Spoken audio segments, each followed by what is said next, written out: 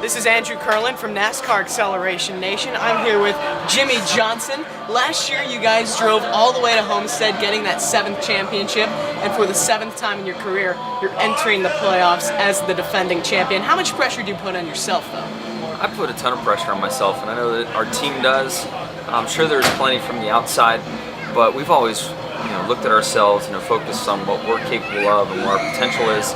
And as we have looked inside of ourselves, we've always been able to bring a lot and accomplish what we wanted to. So the pressure is really high. The summer hasn't been what we had hoped, so that kind of ramps up the pressure a bit more, and we'll get started here in the chase and see what happens. I want to talk a little bit about that summer slump. Every time someone says, oh, Jimmie Johnson's not going to make it, you always find a way to prove them wrong and come out stronger than the time before. What does that say about the resiliency with your team? Oh, it says a lot about that. I mean, our team, sure we get frustrated and sure that can affect us at times in a negative manner, but it's only because of our desire to perform and our desire to win, and that's never wavered, never changed. And when you have the resources and the people that we do at Hendrick Motorsports, it's just a matter of time before we hit on what works and get going in the right direction. So timing would be nice if we could adjust that and pick our timing on when we had slumps and when we didn't. But with 7 championships, something really good's been going on, and I really believe in this race team we can do it again. How do you define success?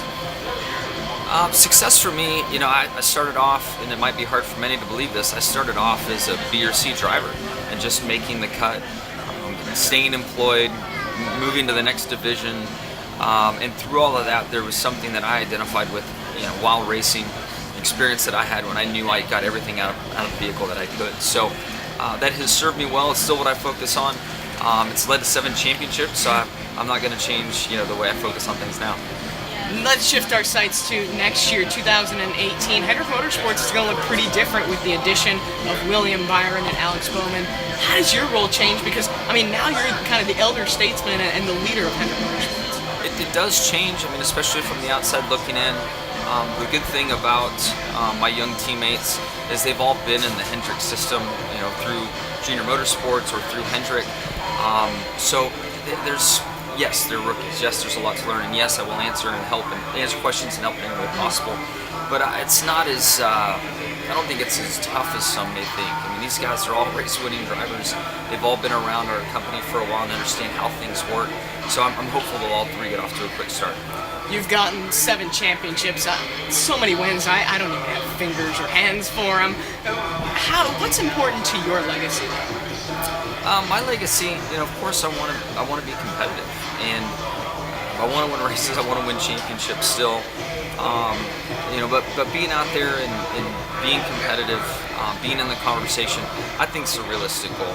I've had such a great career and have been able to be on top for so many years that I don't feel like that's a must, but I need to be in the conversation. And I've always felt once we get close to the top and knock on the door for wins or championships, we seem to be able to close better than most. You said that you have a good amount of years before you hang up the helmet, but after you're done racing, a lot of people are wondering, what are you going to do next? I was thinking, could you possibly be a car owner? No, I don't think so. I don't have a desire to start my own team.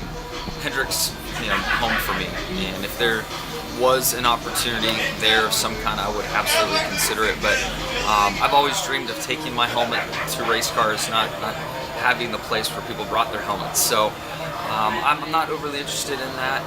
I plan on living. I've been committed to this industry for a lot of years, and I think getting started, I'll take a year or 2 off and just enjoy and travel and explore with my family. But I still want to keep a presence around the racetrack. This is where my heart is, and I want to help this sport grow and also Hendrick Motorsports grow.